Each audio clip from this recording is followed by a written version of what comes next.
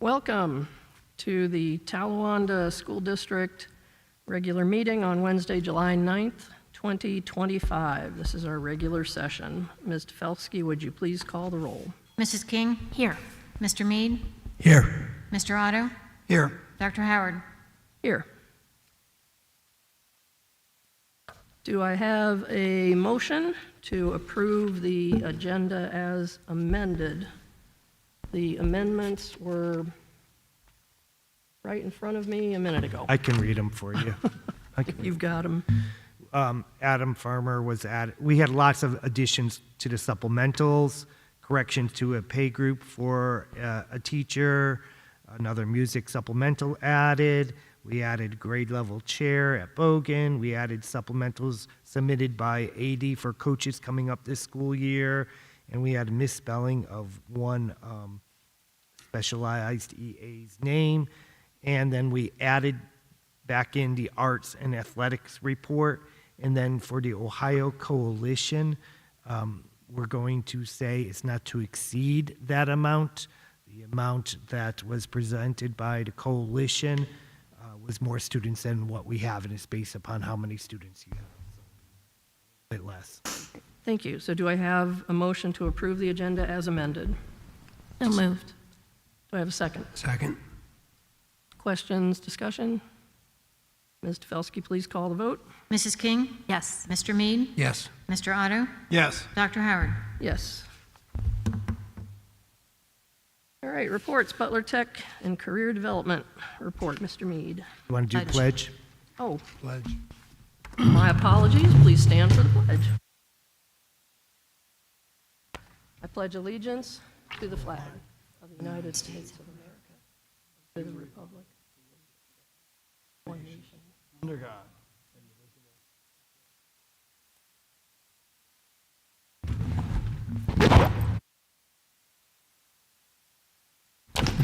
Now the Butler Technology and Career Development School Liaison Report, Mr. Mead. Sorry I was out of town and didn't inform you in advance, but I do not have a Butler Tech report. Our board has not met since the last Talawanda school board meeting, so there's nothing new to report. Thank you. Arts and athletics, just a couple of quick things. One is just a notice of the Talawanda boys golf team golf scramble and dinner on Sunday, July 20th at Houston Woods. The golf scramble starts at 1 o'clock, dinner around 6. If you would like to register, you can contact Don Gleckner, and I'm not going to announce his address here, but if you want this notice, let me know and I'll send it to you. It's also been posted on Facebook. Also, the Talawanda Band Mattress Fundraiser is Saturday, August 9th from 10 a.m. to 4 p.m. This is a major fundraiser for the band, and by all reports, really great mattresses, I've heard. I've never needed to buy one, but sounds like a good thing. So if you need a mattress, hit up their sale on the 9th. The last thing I want to mention is the other day, 2 days ago, I stopped by just to check out the new turf in the stadium. It looks amazing. They are making excellent progress, even though they've had delays from rain, a lot of rain. And the guys I spoke to said that if the weather cooperates, they should be able to have the entire thing done by hopefully this weekend or early next week. So I just wanted to give a shout out to the guys who have been out there working in heat, humidity, getting that all prepped and put down. So thank you to Moats and their employees for that effort. Student Achievement Academic Liaison Report, Mrs. King. I do not have a report. I apologize. I should have emailed you too. That's okay. And Financial Report, Mr. Otto. Save the good for last. I want to thank everyone that has contacted their senator and the governor and helped with the budget and the line item vetoes that were passed. It really helps our budget. I think moving forward, we're in good shape considering all that. And I'd also say, but there is some concern. I think there is some movement in the legislature to override the governor's veto votes, so we'll have to keep track of that. I'm not sure what those overrides, what the impact would be. I'm going to talk a little bit about it as well All right. in my area. Great. So that concludes my report. All right, thank you. All right, welcome to visitors and public participation. Just a reminder, as always, everybody has 3 minutes to speak. I will be timing you and giving you a gentle reminder when you get to, when you have 15 seconds left. This is your opportunity to talk with us and our opportunity, our turn to listen. So please make sure you address the board this evening. First up is Scotty King.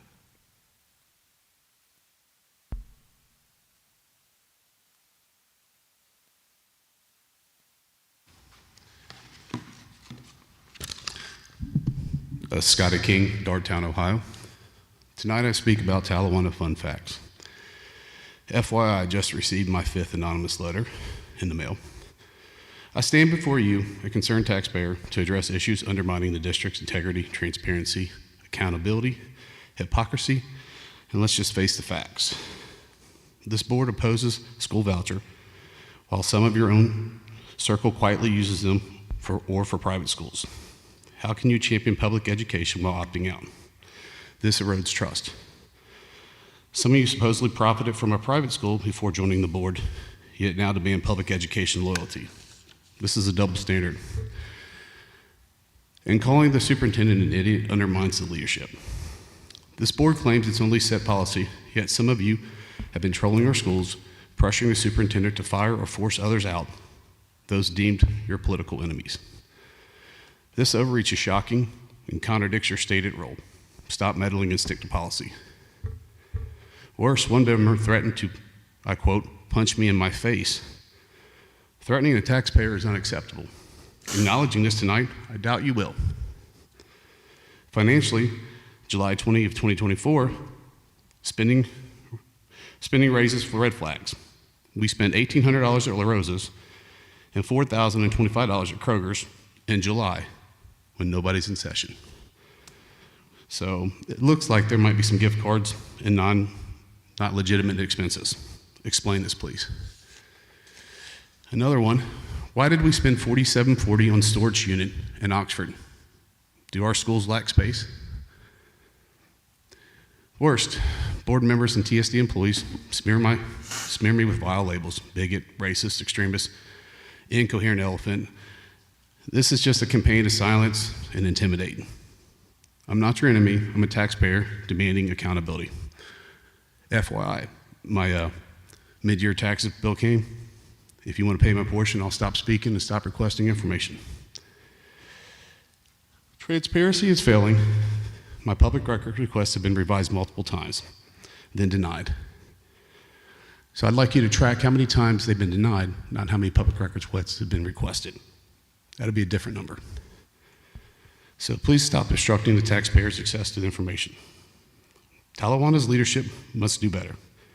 End the proxy, threats, name calling. Be transparent, physically responsible, and true to your role. The community demands answers, and better. Thank you. Thank you. Corey Fry. Mr. Fry, I do want to just say, I noticed you say you're going to, your topic is the board election. It's fine you're collecting signatures, but just to know, we do have a policy of not campaigning on school grounds. So again, just. So am I not allowed to talk like what I want for the vision of the school district, or I'm sorry, what? am I allowed to talk about the vision I want for the school district? You can talk in general terms about it, yeah, as long as you're not campaigning. Okay. Okay. So talking as a citizen, yes, you can talk about what you want for the district as a citizen. Okay, that's fine. Corey Fry, Riley Township, Ohio. My vision for Talawanda is rooted in 3 core principles: prioritizing student success. Our schools should be environments where academic excellence thrives. This means ensuring resources like computers are used solely for educational purpose, free from political distractions, not for billboards with stickers on the back of them. Fostering unity and respect is goal 2. Our district's diversity is a strength that should unite us. I promote respectful dialogue and collaboration among board members, administration, and community to keep our focus on the students' education. And 3, ensuring fiscal transparency. With Ohio's school funding challenges, we must balance the needs of our schools with the realities faced by our community, including farmers and lower income families. Transparent, responsible budgeting will build trust and support sustainable growth. I am grateful for the opportunity to connect with the community members and the treasurer, like Shauna. She took time to answer a phone call this last week and give me some explanations on some things. So I'm very thankful for that. And I just look forward to the opportunity to have some really good conversations with everyone on the stage moving forward. Thank you. Thank you. Kelvin Corbin.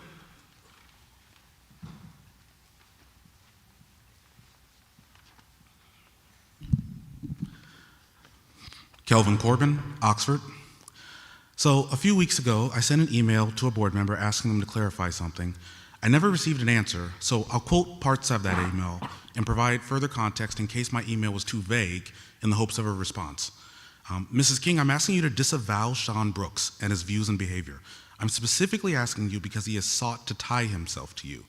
Sean Brooks considers you an ally. When he speaks about the district, he repeatedly refers to you, himself, and your husband as a we. He claims to provide you and your husband advice on how to fulfill your role within the district. However, he has publicly made racist, homophobic, and other dangerous remarks regarding the school district and or the people within it. I want to be clear in the type of the rhetoric I'm referring to when he speaks about our district. Keep in mind, this is a relatively small sample. He's broadly called our district's teachers stupid and unintelligent. He's labeled Talawanda's Black and other students of color as the troublemakers of the district. He believes harassing Talawanda students is an acceptable course of action to achieve his goals. He thinks that public education amounts to little more than brainwashing and has no value. And yet, he claims to advise you and your husband in your roles as district board member and constituent. Do you agree with these views, and are you willing to disavow them? The Talawanda website states that the board strives to provide, quote, a safe nurturing environment for all students in order to enhance student achievement. With that in mind, are you receiving and acting upon his advice? Do you consider yourself to be allied with him as it pertains to the Talawanda School District? Do you find issue or take offense with these false and harmful views about this district and your constituents, despite some of these views impacting children? I'm hoping that the people who are responsible for oversight and protecting our students will be willing to denounce and disavow such dangerous, inflammatory, and flatly false rhetoric. I'm similarly hoping that someone who clearly has no respect for our teachers, students, or even public education would never be in a position to influence our district's board. The silence to this point has been concerning, but I'm hoping to receive an answer to this soon to alleviate those concerns. Thank you. Thank you. Mike Dittman.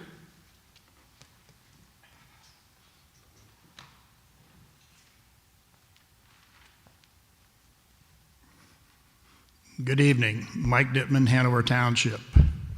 Unfortunately, I missed the last 3 meetings, so I got about 10 minutes to say tonight, and I know you won't allow that. So anyway, the March presentation on the state funding, I think, was very well done.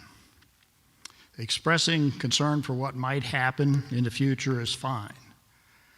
Now it's time to quit whining about what might happen and manage and focus on your job, which is to manage the budget, your budget, our budget. There's no point in wasting a lot of time talking about all these what ifs anymore. In the past, we were told we could save approximately $400,000 if we went to grade school banding. When will this change be made? Who is holding this up? I don't understand why we don't do that. I'd like to get some feedback on that. The increase in property tax demonstrated what you would do with extra funds. You reinstated all the cuts that you were going to make, and then gave the administrators all raises. This was done to make sure that all these dedicated administrators didn't leave. And obviously that didn't quite work out as planned, because how many have left? 3 or 4? Let's see. And at the one board meeting, our superintendent stated there are bad actors within the school system. Let's remember, many of those bad actors are also called employees of the school system. So we need to address that. Just calling other people bad actors is not good. We know there's been instances in the last year that have been quite alarming. And I don't know how we can handle all that. And accountability seems to be an issue within the school system. This Google Calendar thing, which I know very little about, became quite an issue. Have we identified who didn't do their job and what corrective action is being taken to remedy that? I know we've talked about it a lot, but who in the school system is responsible for that error? Other than that, appreciate all you guys taking time to be board members and so forth. Thank you very much. Thank you. Excuse me. All right, moving on to the report of the treasurer.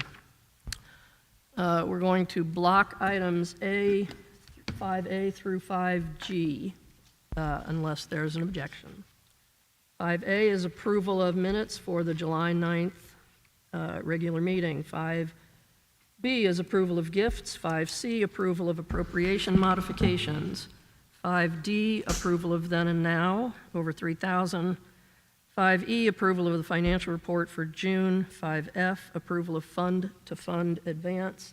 And 5G, approval of the Warren County Educational Service Center service quote for the 25-26 school year. Do I have a motion to approve items 5A through 5G? So moved. Do I have a second? Second. Question or discussion?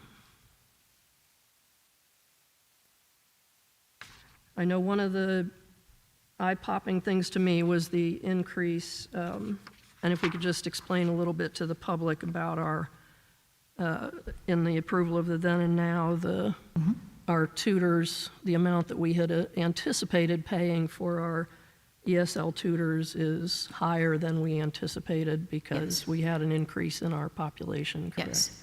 So the purchase order for this past year was done based on fiscal year 24 actual numbers.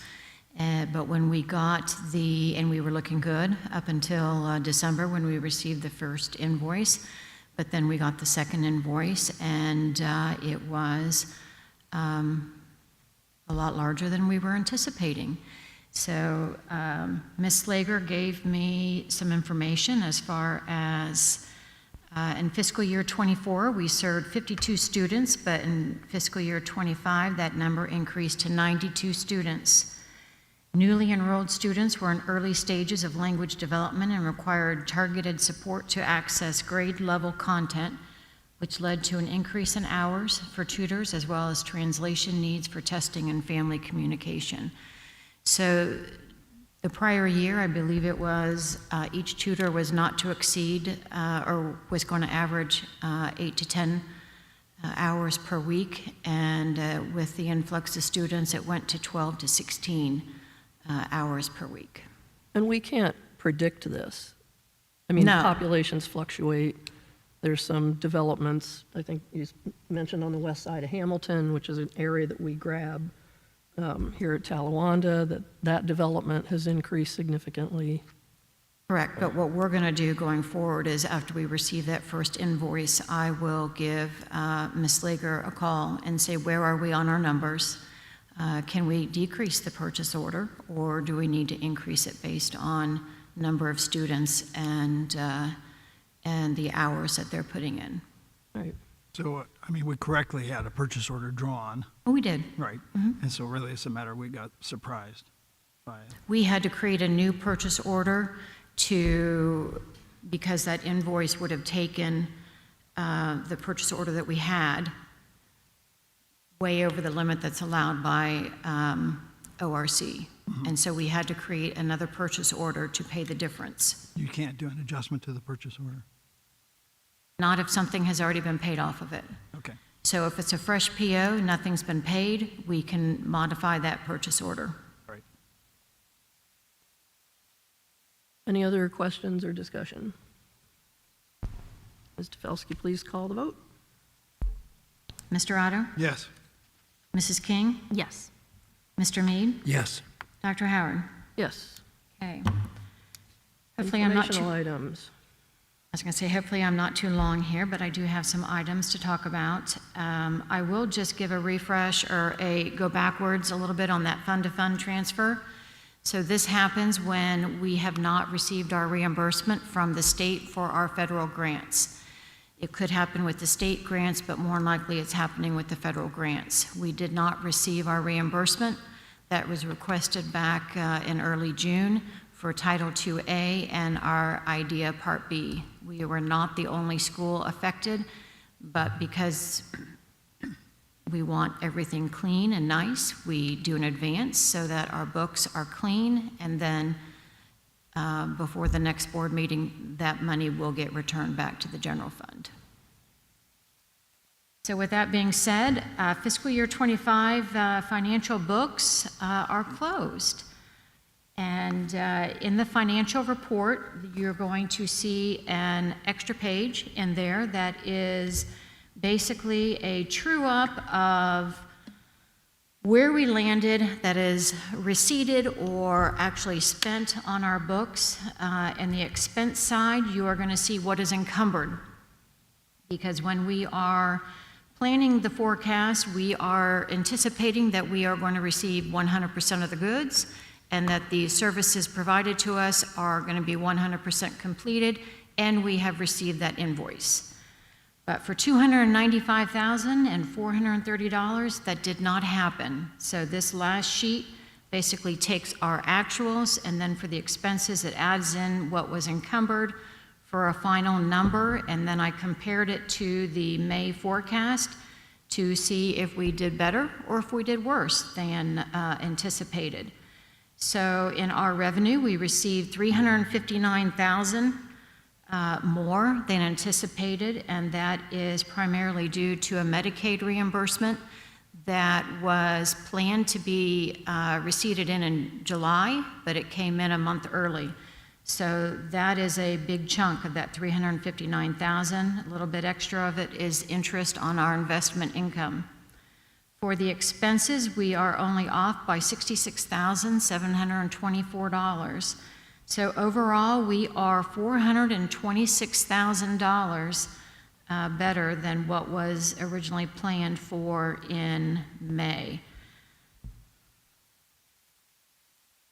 So if you take a look at revenue and expenses and all of that, we were 99.71% correct in our May assumptions.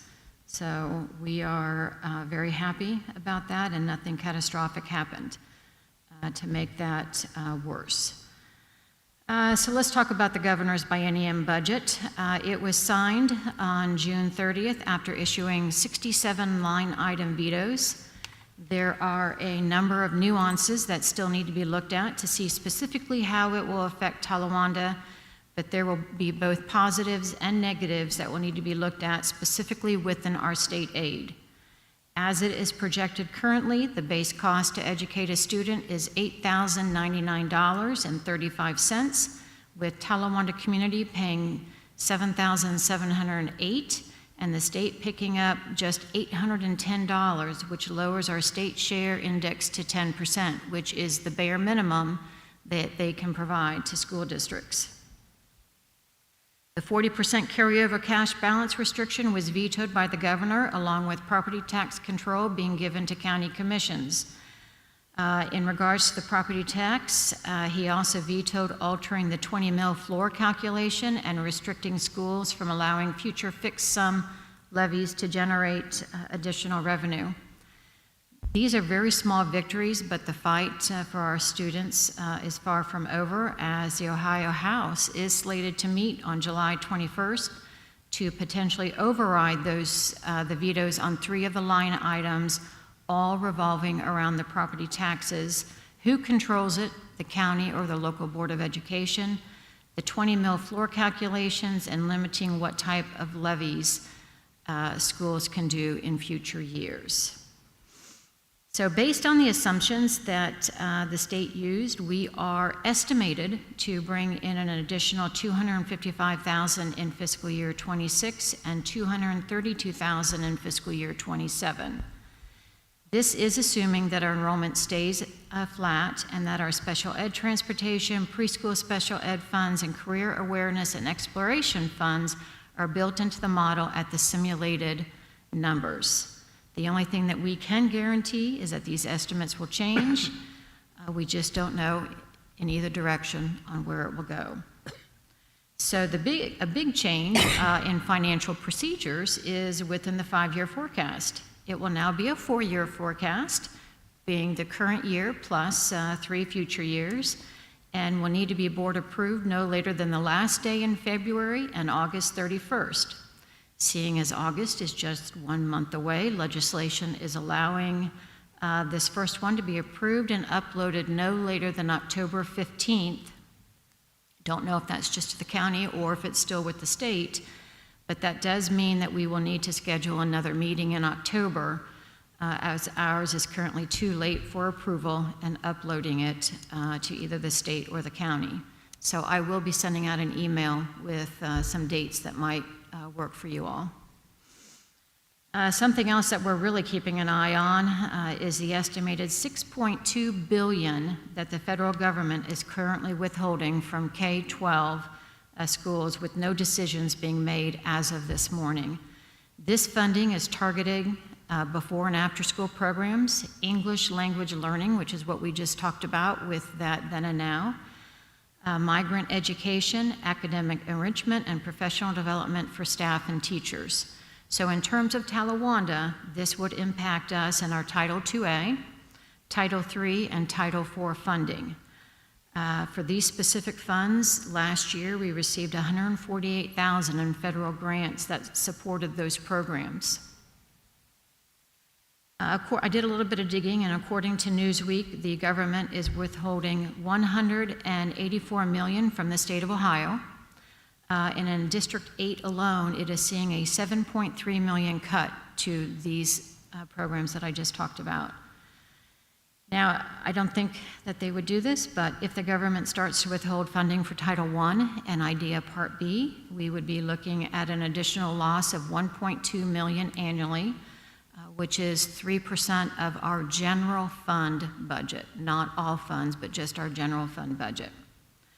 These are resources that all of us rely on each year to serve the diverse needs of our students.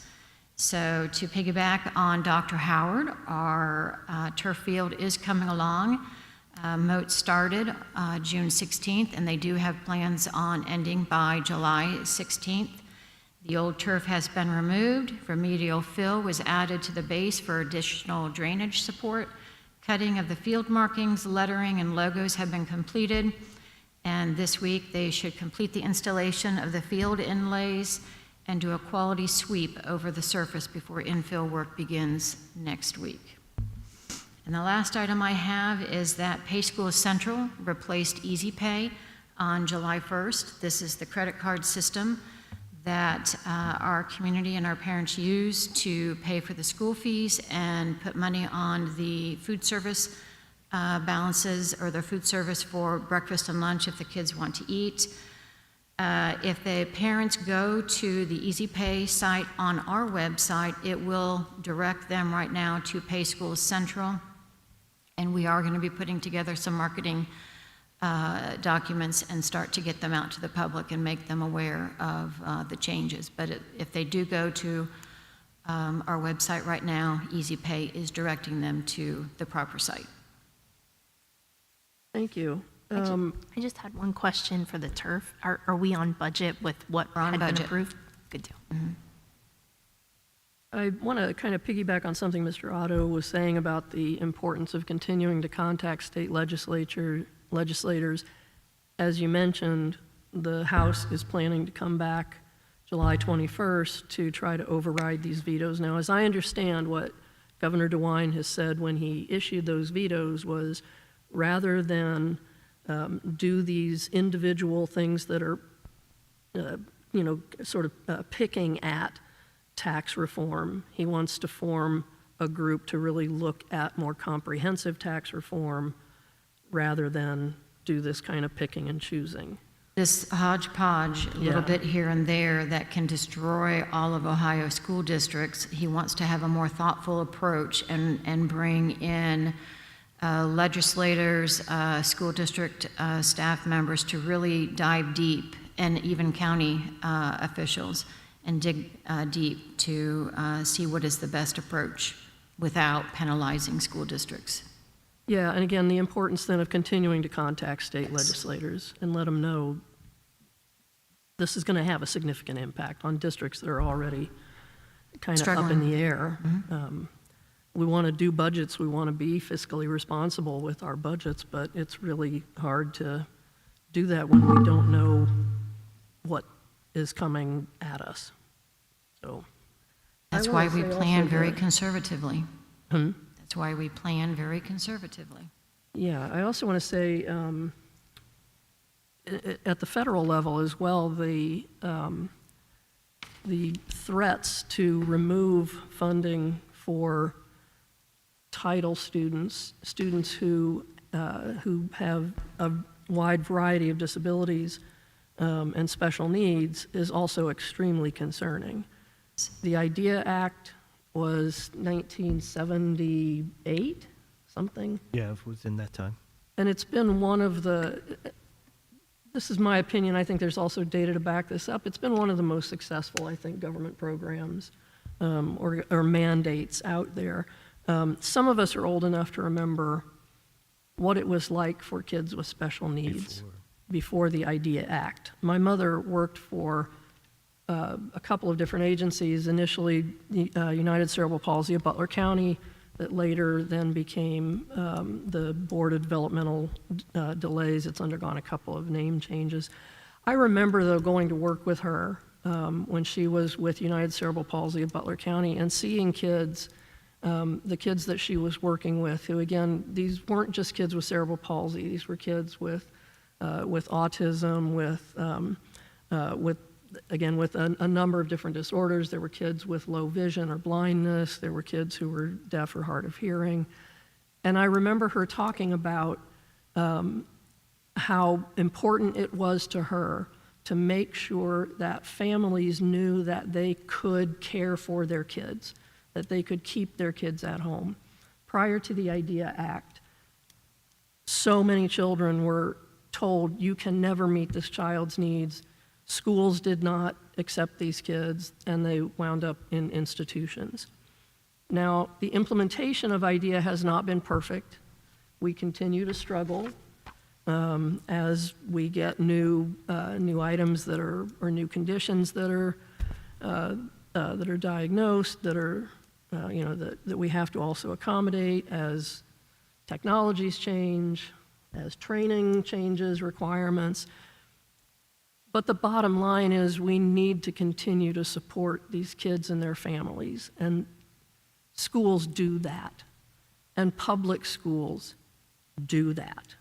And so I think we need to also make sure we are communicating with our federal representatives to let them know that these kids matter, these families matter, and these funds matter. So thank you for bringing that up. All right, any other questions before we move on? I do have a comment. I just wanted to just say that the numbers that Shauna put forward as far as where we landed and being so close is really, my hat's off to you. That's quite an accomplishment, so thank you. And I know it isn't done just by guesswork. 'Cause it's some hard work that goes into it, so thank you.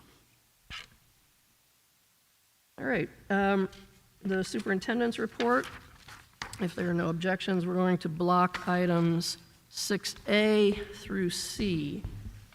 6A, 6A1, acceptance of administrative contract. 6A2, acceptance of resignations.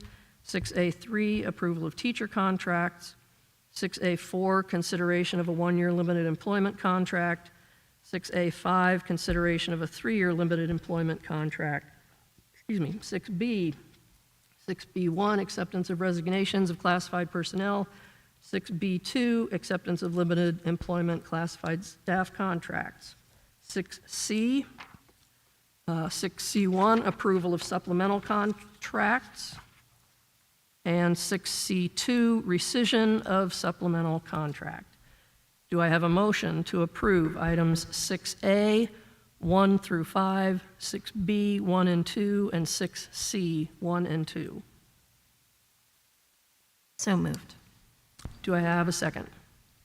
Second. Any questions, discussion?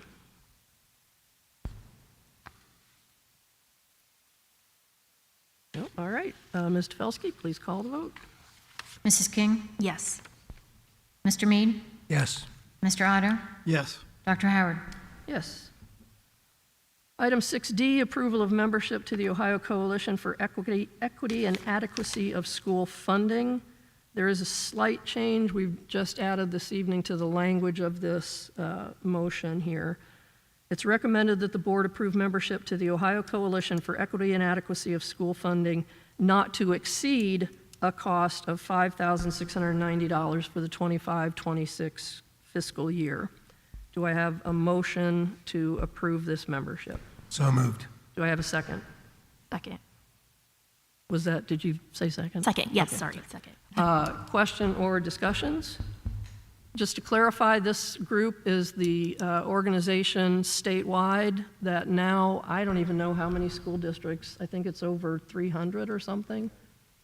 I don't know the exact number, 300 school districts, a coalition who are coming together, funding challenges to the voucher system that is in place. It's been, that group has had a small success. It's in the courts. There has been a decision that the voucher system as it currently stands is unconstitutional. Of course, that will be appealed.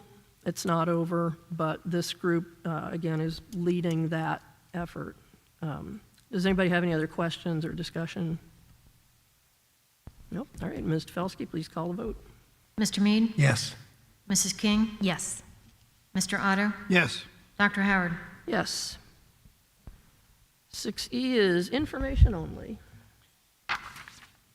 This may change in the future, and I'm hearing there may be some adjustments. Shauna and I are hearing this with DPIA, which is basically that we receive additional funds for students of low economic backgrounds and student wellness. In the past, a few years ago, we used to have two separate funds that would come on top of what we would.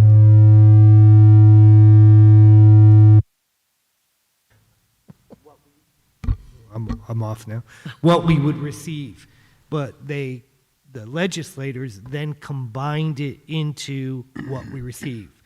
With that, we have to report out each year on what we spent the money on, and we have to have it on our website. So this information in this form will be posted on our website, and it has the past 23, 24, what we spent it on, and it's basically the same thing that we're using this year. 24, 25, we used the economically disadvantaged one, DPIA funds, for our teaching online. It's called TOL, a staff member, part of an evening school teacher, 1/7 of a time, a SAP teacher, part of a counselor, and part of an alternative school teacher and benefits. Those individuals work with more than just students that have economic needs, but they do. Student wellness, we used it for our social workers and success liaisons, salaries and benefits. And for your information, our DPIA this past year was $160,389.10, and student wellness was $193,476.26. We do a lot more than what this money provides us. So if you look in this report, you'll see the other issues that we have to support students of need. I'm going to jump in. I was taking a look at the first foundation settlement this morning, getting ready for this evening's meeting. And between those two restricted, these are the restricted funds that we received. So when you're looking at the forecast, this is the restricted part, just below the unrestricted, $8 million. We are losing about $100,000 between the two DPIA and student wellness as it stands right now. So as I told you in an email, there will be some adjustments in October and then some slight adjustments in January. But as it stands right now, we are losing $100,000 in those two areas combined. We will still use it with the plan. We will just cut down on what could be spent because there'll be less money for the plan. We'll accept every dollar that is offered to us, which is good. I have a feeling, and that's why I mentioned it, we've talked, Shauna and I, that it may go away in the near future. So I just had a couple of questions about kind of how it's set up. I'm just trying to kind of understand it here. So, for example, the Student Wellness and Success Fund, it says for this year we spend $193,000, and some dollars. So when it looks like there's an overage, is the $193,000, is that what we got in grants and funds, and then does the rest come from the general fund? Correct. Okay. So It we doesn't- spent The more. difference comes from the general fund. Or grants, because sometimes we've Okay. gotten some grants that have pieced away at that too. So I just don't want to say, but the most of it is LFI or our general fund, yes. For this Okay. past year, Yes. the social workers, we spent the 190 and change is what we received from the state. Everything else was supported by the general fund, local Okay. initiative. Okay. And then it's the same then for the list here, the economically disadvantaged Correct. is the same way. We're looking at the 160,000 and we Yes. spent 383. Yes. 383,000, okay. Is there any way to get just a breakdown? I'm just curious of like where the money for these services come from, if you have that available. Yeah. I Whenever mean, you can send it, it's fine. Yeah, I mean, how would you like it? Because it literally is, general fund is covering anything that the grants are not. So how would you like it to look? And I'll get it for you. You had said some of the money that it looks like comes from the general fund could be from grants. So It just did if not. that- Last that year, it did not. In Okay. prior years, yes. Prior But years, yes, but let me- last year, it did Let me not. clarify, the Success Liaisons, we do have a grant for the Success Liaisons the Success Liaisons, Oh. we do have a grant that we don't see, but it lowers Butler County Educational Service Center gets that grant, and what they charge us is a lower amount for the Success Liaison. But on our books, it is Yeah, it's, you are exactly 100%. correct. Just that portion is still hitting our books. We're not Correct. being charged that or seeing that higher amount. Correct, you're getting charged. It's flowing we're getting through this. the ESC. Okay. Correct. So we can't know all of the backside stuff, right? We can kind of see what we can see. I mean, what we're paying out and what we're getting in, what's being covered, if I'm hearing you right. Yes, yeah, What's like being not covered- details on. What's being covered you by know, grants, what's being students or covered anything. by these other funds, and then what's coming out of the general fund. We can see that, right? We can see that. So as far as the Success Liaison and how much funding the ESC is receiving to support that position, I We mean, wouldn't We see can't it. see that, we right? can't see that. I mean, that would take a We wouldn't records see it. request to see how much that person is making and the health benefits and all of that. Right. But No, I was just in Yeah. general terms. Yeah. I was just curious. And I was just also curious with the economically disadvantaged, with those particular students, are any of them open enrolled students? Are they all in our district? So an open enrolled student would be considered one of our students, and they would be Well, eligible they- for the service, yes. but are any of them open enrolled, or do they all reside within the school district? Not, so if they're a student and they're open enrolled, they're Talawanda students. So they would be able, and they do count for our free and reduced. Is that what you're asking? They do count for services too that we would provide. Same with special ed or anything like that. If they're ours or. I was looking like in respect to the list for the economically disadvantaged.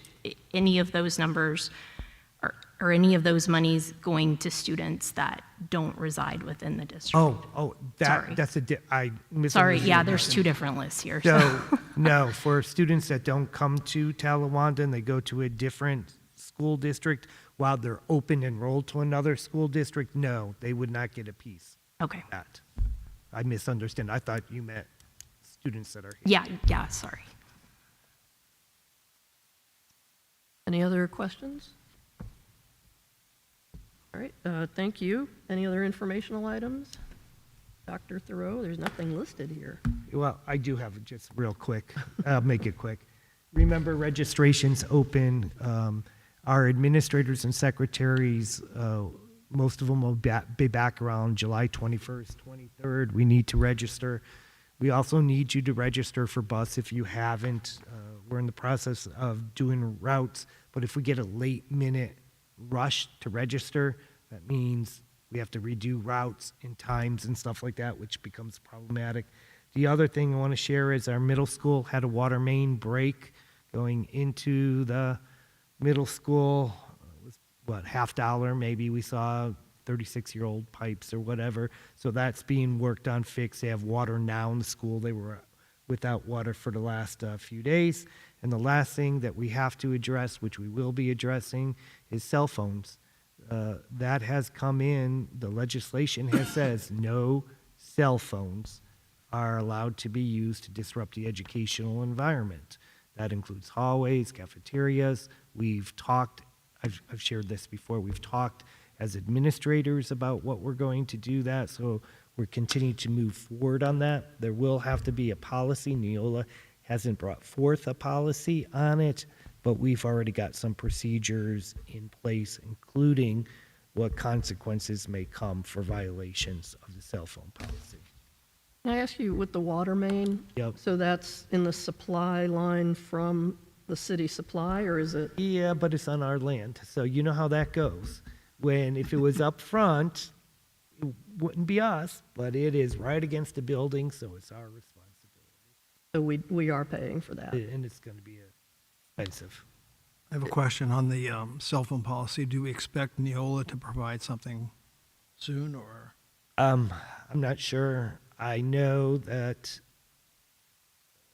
the legislators are giving us to, I think it's January 1st or the end of January, for all school districts to adopt the policy. But we've talked with some of the leadership team about that's problematic. It will be very difficult to try to implement something mid-school year for second semester. So we wanted to get ahead. So we know what the law says, and we know we have an idea of what our procedures will be. So we'll move forward on that. And we have to, as I understand it, there may be some legal challenges to that Possibly. coming along, Yes, but there's- we can't yeah, act on that. 'cause- We have to act on the law. Correct. which We is- have to act on, if the law changes, we change too. Right. Thank you. All right, items from board members? I just had a couple of things. I wanted to remind everyone, the Butler County Fair is July 20th through 26th. Come check out our FFA students, our 4-H members. Watch these kids show their projects, pull their tractors. And then I will also on Tuesday be volunteering at the Butler County Pork Producers booth. Come pick up a pork chop or a pork burger. That would be great. One other thing, I just wanted to say, based on a remark in public session that was made, no matter how I feel about a citizen in our district, I'm not going to create a public record defaming anyone. That could set me up personally for a defamation lawsuit. I'm not going to respond to any emails asking me to do that. So I just wanted to respond to that. Anything else? Well, and I would echo what Mr. Otto said and thank Mrs. Trafalski for her hard work and her very accurate forecast. And getting ready for tonight's board meeting, reading all your information and then the emails that explain your information, it's really helpful. Good. And I appreciate how much work you put into it to help us, because that gives us the information we need to make decisions. And you've done an excellent job. I appreciate it. Welcome. All right, look at this, under an hour. Future board events, our next board meeting is August 12th. I think one of the things we need to consider at that meeting is this revised October meeting date. Yes. Consider, because we've got plenty of time, rather than adding another meeting, maybe just changing the date of this meeting, Oh, that'd be fine. if we could do that. Let's I think keep that's that a on the great radar idea. for next I month. was literally thinking just the week before. We have time to do that. We yes. can move it up. Okay. All right, thank you. So do I have a motion to adjourn? I moved. Do I have a second? Second. Questions or discussion? I don't know if you guys couldn't see this. Chris Otto just sat here and went, yes. Ms. Stafelsky, we have not taken the vote yet, Chris, so Should I drag it out? Ms. Stafelsky, please call the vote. Okay. Mrs. King, Yes. Mr. Mead, Not quite as good as Butler Tech's 28 minutes, but yes. Mr. Otto, Yes. Dr. Howard. Yes. Thank you all. Please have a safe and cool July.